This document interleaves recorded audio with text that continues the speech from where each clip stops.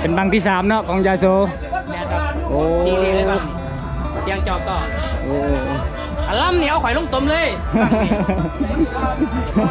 ไปเกี่ยวลงเซน้อยนี่แล้ว แต่เขาเชื่อมั่นใจว่าจังไดก็ขึ้นสำหรับบังไฟจากบังไทยนี่ถ้าบ่ขึ้นนี่คงจะมาบ่ฮอดลาวแน่นอน ไปร้านนะไปแล้ว ทุกคนบังไฟล้านเป็นบังที่บังที่3นะทุกคนนี่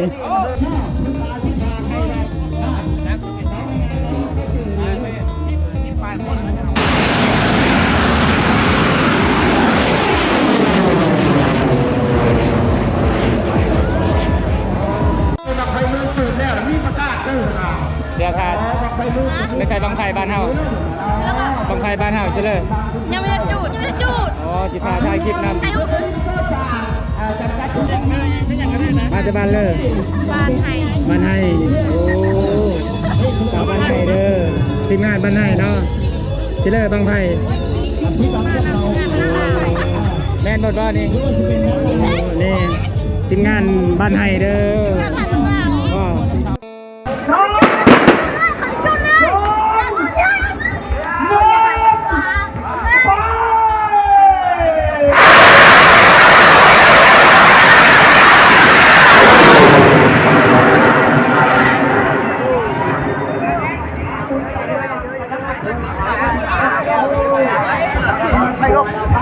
สุดยอดทุกคนเลย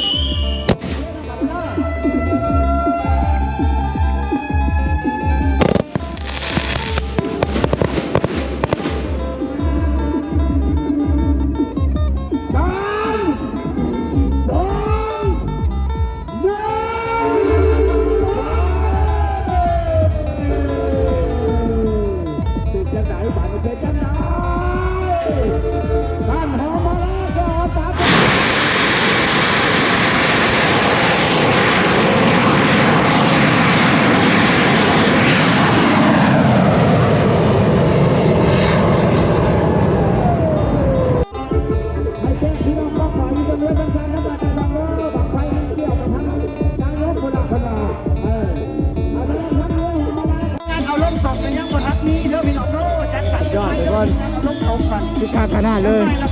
บังไฟล้านของอนายาโซทอนเป็นบังที่2แต่เขาบังที่3แล้วทุกคนเลยมาถือว่างามขนาดเลย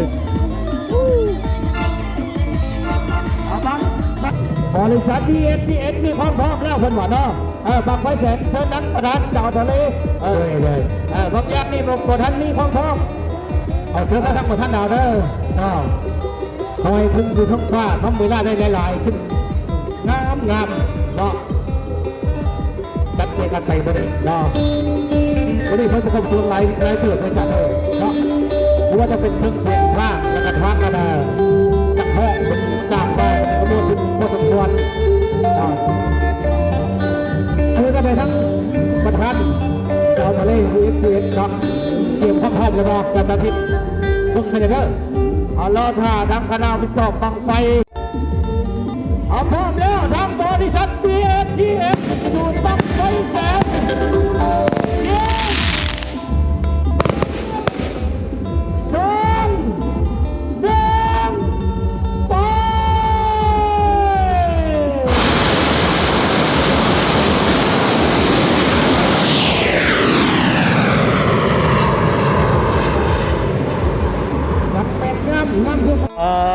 ทุกคนยังหลายบังขนาดที่ยังไม่ได้จูดที่จะได้จูดบัดจะบัดเนาะทุกคนบังที่10ยังหลายบังนี่ดีเหรอ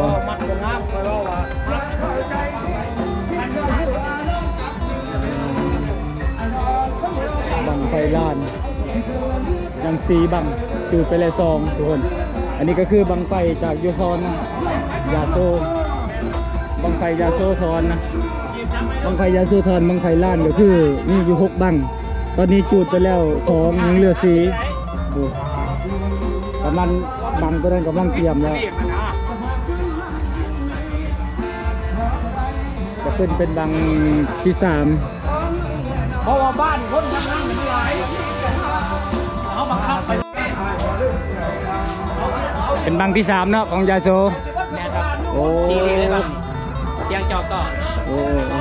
อัลลัมเหนียวข่อยลงต้มเลย ใครจะเอาลงเซน้อยนี่แล้ว อันนี้ก็คือบังไฟล้านเป็นบังที่3ของบังไฟยาโซทอนนะทุกคนก็คือจากฝั่งไทยเลย มาจุดที่ประธานนั่งเล่าทุกคนถือว่าปีนี้เป็นคึกคักขนาดเลยเฮาก็ดีอกดีใจนะที่บังไฟจากโยธอนที่มาจุดในงานประเพณีบังไฟเล่าอยู่ประธานนั่งเล่าปีนี้ ก็คือบังไฟยาโซทอนนี่ก็มี6บังนะสำหรับบังไฟล้าน แต่นี่จุดไปแล้ว2ยังเหลือ4บังทุกคนก็ได้เป็นบังที่3แล้วทุกคนตอนนี้กำลังเตรียมเลยนะกำลังขัดกำลังใส่น้ำทุกคนจับ เพิ่นมาบังนี่บ่ขึ้นเนี่ยเตรียมเพิ่นเอาลังต้มได้เลยเนาะ หาบอไปโลด ทำเข้าไปเลย หาน้องไปเลยดิ แต่เฮาเชื่อมั่นใจว่าจังไดก็ขึ้นสำหรับบังไฟจากฝั่งไทยนี่ถ้าบ่ขึ้นนี่ก็คงสิมาบ่ฮอดลาวแน่นอนพอมาเฮาก็ต้องมั่นใจเนาะสำหรับบังไฟเฮาจังไดก็ไปลุ้นน้ำกันไปชมน้ำกันทุกคนเลยบังไฟจากฝั่งขวาลอยแม่น้ำโขงมาขาแม่น้ำโขงมาเลย มาได้จังมือแล้วลายมือแล้วเนาะ ร้านมือครับ โอ้ปัดโต แม่ขึ้นหอด แล้วงานนี่ก็กลับเลย เอาเลยมีคิวจุดต่อแถวยาโสครับ โอ้ แล้วบึงการ โอ้101แล้วบ่แล้ว101 บึงการปะครับ โอ้101 101โคตรเดียวครับ บ่ทันได้แล้วเนาะ เนี่ย นี่ FC บอกว่ามาถ่ายอยู่101ในเด้อเบาไซเด้อว่าสุดยอดบังไฟตะไลเท่านั้นคัก แต่ว่าทีนี้ไม่ได้เอาตะไลมาเนาะมีแต่บังฟุ แม่ตอนแรกเห็นโรเป็นเพื่อนหรอก โอ้ เป็นเพื่อนนี่แหละ โอ้นี่เราทุกคนเลย ก่ คือ อน เราไม่เบิ่งไปนั่นน่ะ ทำโค้งมากประมาณจักสมองเพิ่งจะได้นี่ นี่ฝันไม่เลี้ยง ประมาณจักโลตัวบางใหญ่ฮอด600 400บ่ 500ครับ500โล โอ้500โลเลยทุกคนเลยกว่าจะได้จุดแต่ละบังเนาะใส่เวลาดูน น้องยิ้มบัง โอ้มันก็อิ่ม จากก็จุนเลย ถ้าใส่น้ำมาได้ครับบ่ได้เนาะอันระเบิดสู้ๆให้กำลังใจ จับคนยองเอาคน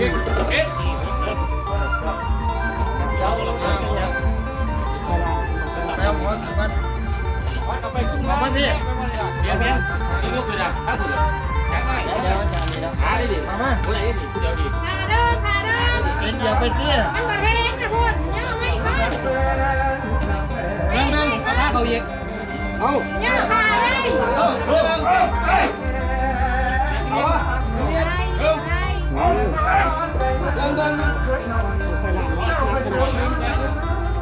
500 โล ก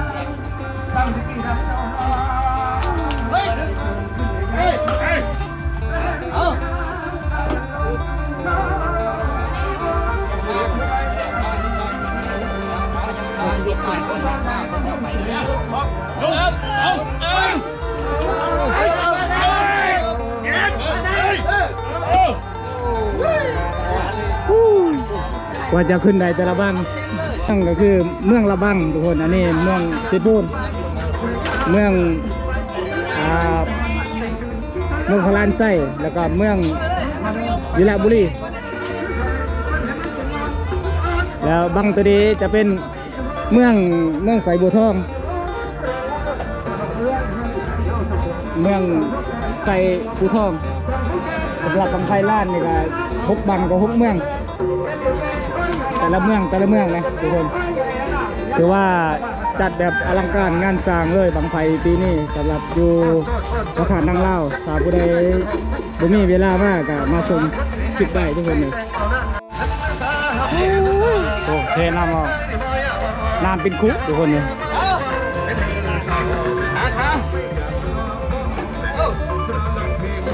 ใส่ ต้องหาคนยกขึ้น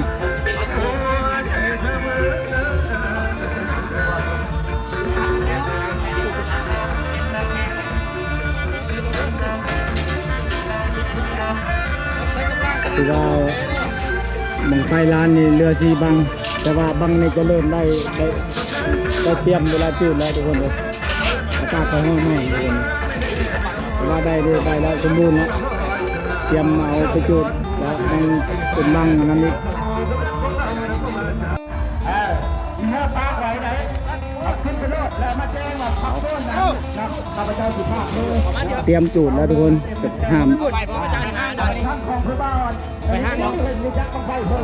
ไปร้านนะไปนะ ทุกคนบังไฟร้านเป็นบังที่บังที่3นะทุกคนนี้สำหรับบังไฟยาโซ่บังไฟร้านยาโซ่เป็นบังที่3แล้ว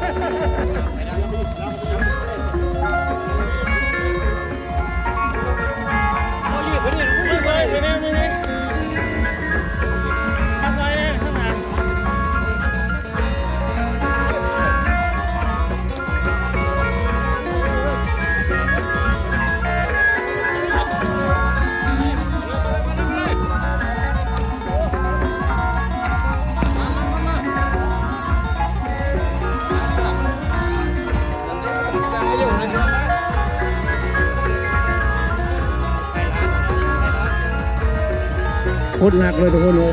500 โลบังไฟร้านยาโซ่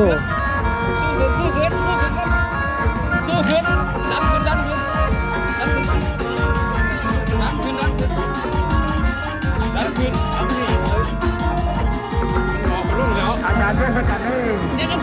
ไม่แอบมาล้ำกับไม่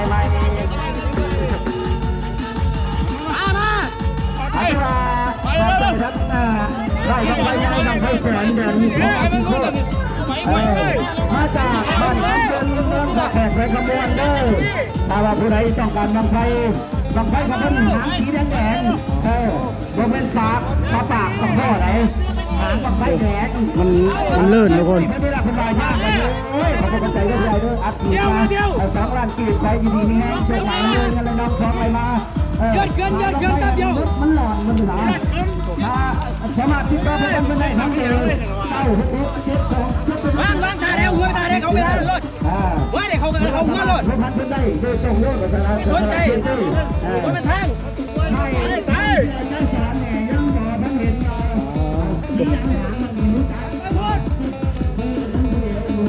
อันนี้เป็นบังที่3เลยทุกคนเด้อบังไฟยาโซ่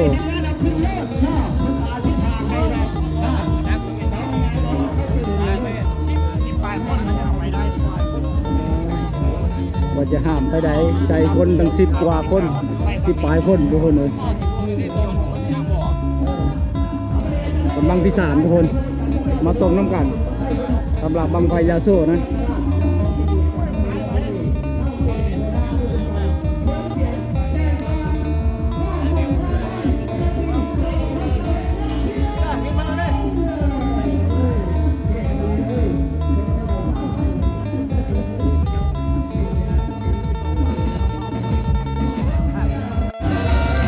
ทุกคนตอนนี้เขากำลังจะเอาขึ้นบังไฟล้านได้ทุกคนเด้อเป็นบังที่3เนาะของบังไฟจากยาโซทอนจากฟังไส้ขายนี้เป็นขายดังนะทุกคนนะคือว่ามีชื่อมีเสียงขนาดเลยถ้าบ่มีชื่อมีเสียงคงสิบ่มาฮอดฟังลาวนะทุกคนนะตอนนี้กำลังเตรียมขึ้นบังที่3บังนั้นจะเป็นบังไฟจากท่าแขกก็คือบังไฟแซนทุกคนแล้วก็บังไฟหมื่น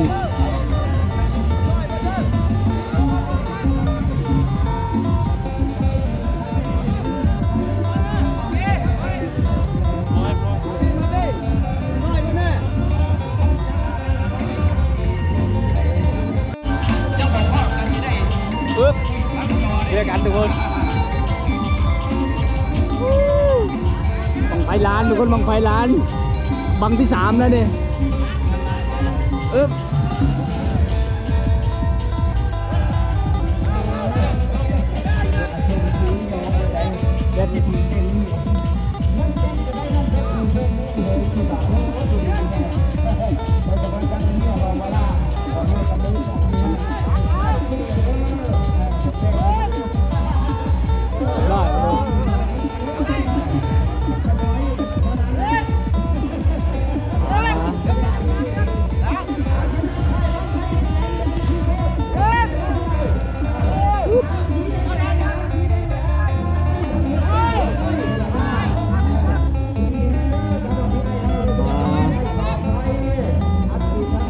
หนักขนาดเนาะ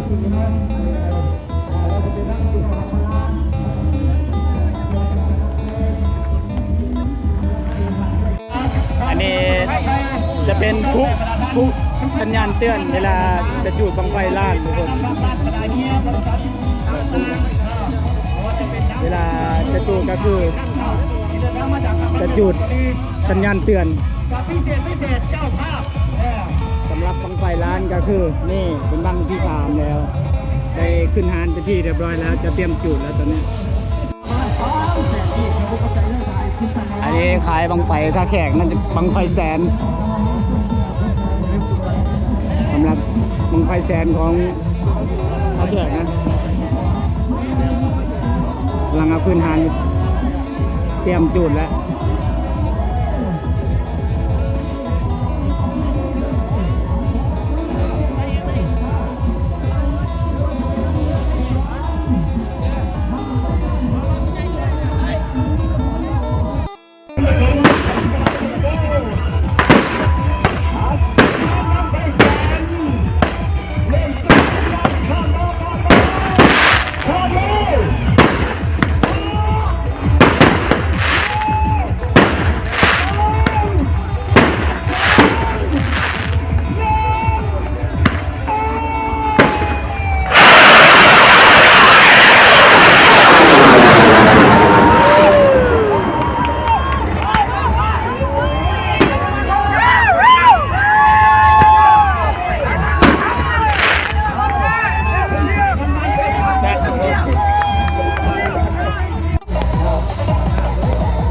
กำลังเตรียมจะจุดบังไฟล้านแล้วทุกคนบังไฟล้านบังที่3นะ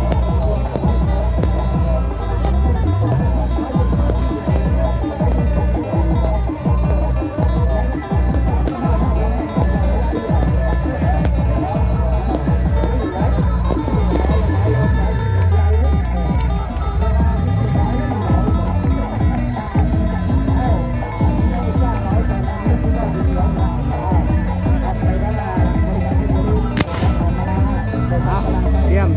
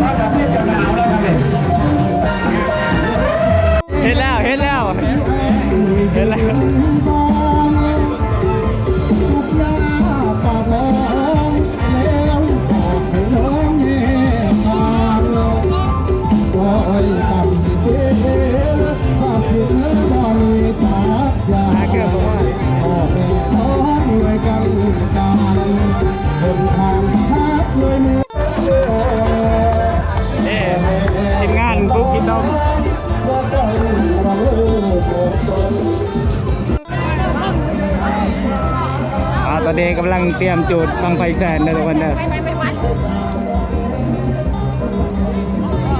ผู้สาวอะไรก็ได้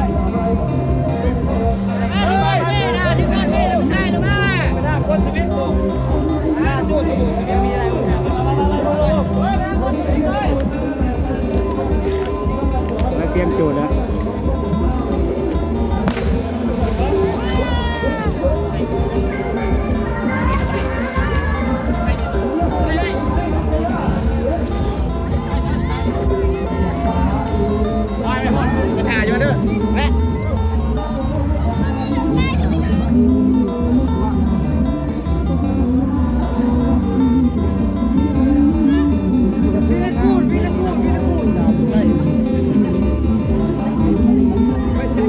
สวรรค์ชาวพุทธไทยกิตพูดยกห้ามติดงานผ่านนั่งเล่าบังไฟผ่านนั่งเล่า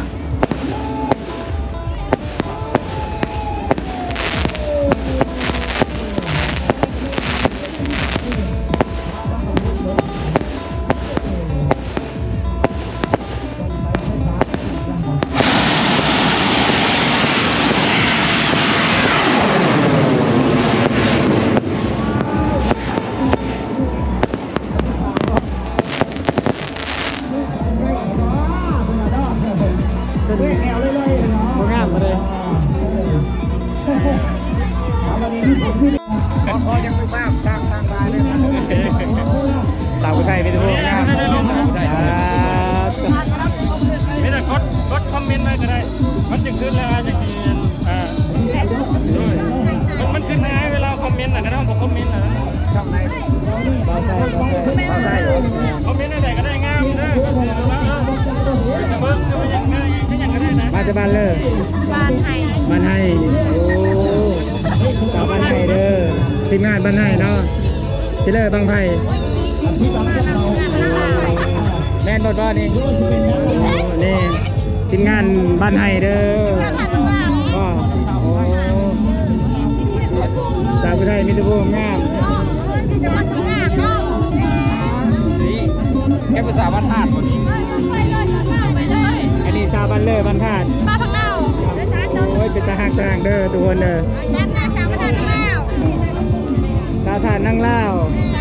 สาวพุทธไทยครับ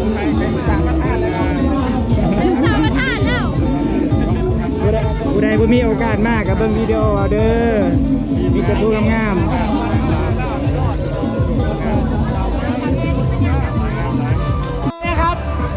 ทุกคนตอนนี้ก็เตรียมขึ้นบังไฟล้าน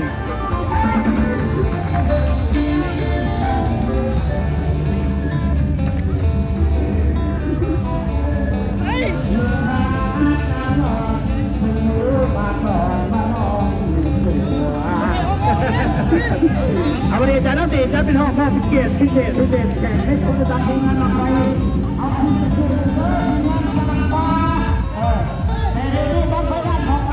อันนี้ก็คือบังไฟล้านเป็นบังที่ 4สำหรับบังไฟยาตัวทอดนะทุกคนนะ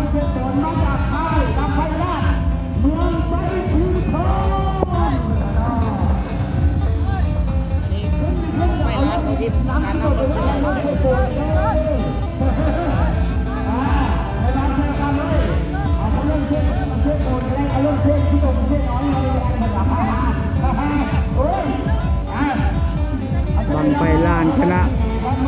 เจ้าเมืองใส่โพนทุกคนบริเวณใส่ผู้สองใส่โพน รถบังไฟแสนกำลังสิบจุดแล้วเพิ่นว่าเนาะ ทุกคนตอนนี้ ท่านบอกเนาะทีมงานสักปลาบ่ทีมงานมิตรภาพจุดไปแล้วไหนบางอย่างที่ไหนบังไฟแสน ทีมงานสักปลาเฮียแสนทองแม่นบ่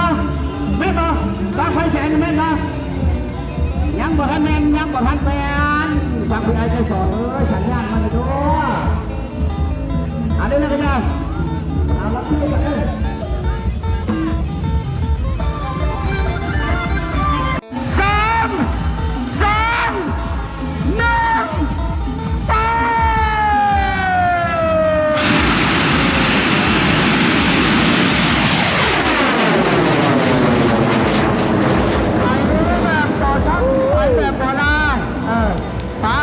สวยงาม ขอให้อายุมันขวัญบังไฟเมืองสูงเนี่ยมีประกาศด้วยนะ เดี๋ยวค่ะ บังไฟเมืองสูง ไม่ใช่บังไฟบ้านเฮา แล้วก็ บังไฟบ้านเฮาจะเลย ยังไม่ได้จูดอ๋อจิพาถ่ายคลิปน ให้หูขึ้น ำลงต้มเลยลงต้มก็ได้ลงน้ำก็ได้ ท่าจะพูดที่ไหนเนาะ อันนี้สามพันห้านะไงสโลอันนี้ปลาพักเน่ามีคนละที่ ที่โดนถิ่นแต่ว่ายืนนี่อย่าติด สาบันถาดจองโทษที่นอก สามพันห้าเราคนเดียวนั่นไงสโลอันนี้ปลาพักเน่า โอ้วันนี้ว่าวันเดียว2 คนนะ ที่งานเดียว โรงเรียนน้ำกันนี่คือวันเดียว นะ นี่คือวันเดียว อันนี้ม.6 อันนี้ม.5 อันนี้อ้อแล้ว ต่อไปเนาะตัวนี้เขาก็เห็นเลย จะเห็นเลิกเป็นแล้วบนทางเห็นนะเป็นบนทางเห็นแล้วจะบังไฟ เช้าก็ไฟใส่เสื้อสาวมันนักล่าพี่น้องเนาะสาวผู้ไทยคุณบ้างพี่จะดูจุดๆงานได้สาวผู้ไทยนะถ้าผู้ใดบ่มีโอกาสมากก็มาเบิ่งคลิปเอาเด้อเบิ่ง มา กัน เด้ อิ่ อ มเลย บังไฟมาเด้อ ถ้านักล่าผมไปซื้อเราก็รู้เลยพี่น้องทีมงานประธานนั่งเล่าเสื้องามอันนี้ทีมงานชาวเสื้อดำเลยทีมงานชาวเสื้อดำ จะมาสาวเสื้อดำสาวเสื้อดำผู้เดียว มาให้แจ้งทางโง่เงามาแล้วบังไฟเชนมาแล้วพี่น้องให้กำลังใจผู้บ่าวแน่ สุดแล้ว ผู้บ่าวไทยแล้วนี่ ฮะ ผู้บ่าวไทยได้แมน หาคู่ได้ดิ ไทยแล้วยายโจทอน บอลเมอร์ต้องมาดีบุญบ้านเลยเนาะ แจ้ง โอ้ย แล้ว บ้านเลยไปชิเดิมบ้านไม่ได้ดีบ้า ที่ น แล้ววันนี้เนาะมูนเป็นมูน แมลงนี่แจ้งแล้วนะ แล้วทุกคนผมเลย พี่ยักษ์ท่าเบิ่งเลยแหละ ถ้าเพิ่งมูนคณะเนาะม้วนผมสักครู่แรงเขาวงวะ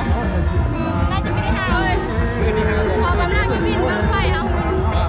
เหรอคะไปพุ่งไปนะไม่ได้หา ไม่เอาเอาไปจมูกคืนนี้ พี่ยักษ์แหละ อยาก จะสมมุติคนแบบเดิม อันนี้ก็คือน้องชมพู่นะทุกคนบ่าวไทยเคยอัปเดตให้ทุกคนได้ชม ปิดทางแล้วเนาะ ไปไปปิดอีพ่อแม่เข้าไปไปเจอไปบ้านไปบ้านไปกันเนาะ โอ้ยเขาเจอได้เลย ได้เด้อน้องชมพู่บ่าวไทยเคยอัปเดตคลิปให้ทุกคนได้ชมอยู่ไปเบิ่งในคลิปได้นะทุกคนนะอันนี้ก็จะเตรียมจูดบังไฟลานทุกคนเป็นบังที่4นะสำหรับบังไฟจากยโสธรตามกันลงต้มแล้ว เตรียมลงเชน้อยแล้ว เป็นบังที่4เนาะเรืออยู่2บัง บางที่3ก็เขาลากกันละ อ๋อทุกคนเดี๋ยวมาชมบังไฟล้าน เป็นบังที่4นะ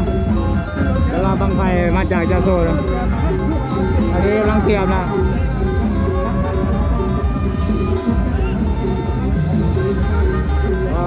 เริ่มผสมน้ำกันทุกคนก็คือน้อยมากนะที่จะมีบังไฟล้านที่หลายที่สุดนะแต่ว่า ประธานนางลาวนี่เขาจัดใหญ่คือบังไฟล้านนี่8บังจุดไปแล้ว4บังอันนี้เป็นบังที่4แต่ละเมืองนะบังไฟล้าน ตัวแทนเล่นเสียงโปรดตัวแทนเล่นเสียงโปรดจะมองในกี่ใดท่านตัวแทนผู้ถือของมือถือของผมไม่ละมอดเอาเวลาผมเอากินนะแก้มเจ้ามันดีนี่มานั่งซื้อคนนี้แสนนะตอนนี้ทำธุระทำได้เลยเดี๋ยวนี้เคยมาทักเลยนะพ่อให้มาทักอยู่แล้วพ่อนิดน้อยมาทักนะพ่อปาดื้อคือเดียวเลยอยากพ่อแล้วพี่ไอเดอร์อยากพ่อผมยกเวทีหน้าตั้งเขาอยู่หันมีบางไฟบางไฟดันจับกันนั่งเดิม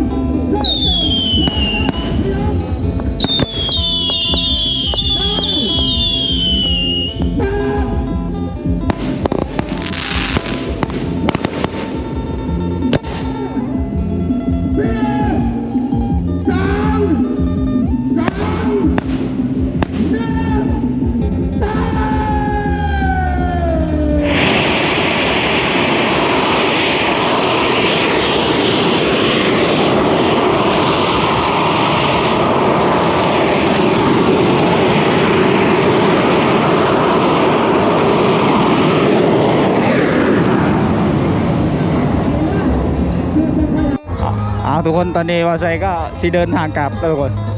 เพราะว่าบอไซต้องไปเมืองนองอีกเพราะว่ายันค่ำถ้าค่ำแล้วมันจะบ่มีปั๊มน้ำมันนะเพราะว่าบอไซห่างจากมองนี้เกือบ100 กิโลนะบอไซก็สิเดินทางไปเมืองนองแต่บ่รู้ว่ามันจะค่ำเมื่อใดนะแต่ก็ให้กำลังใจบอไซเลยทุกคน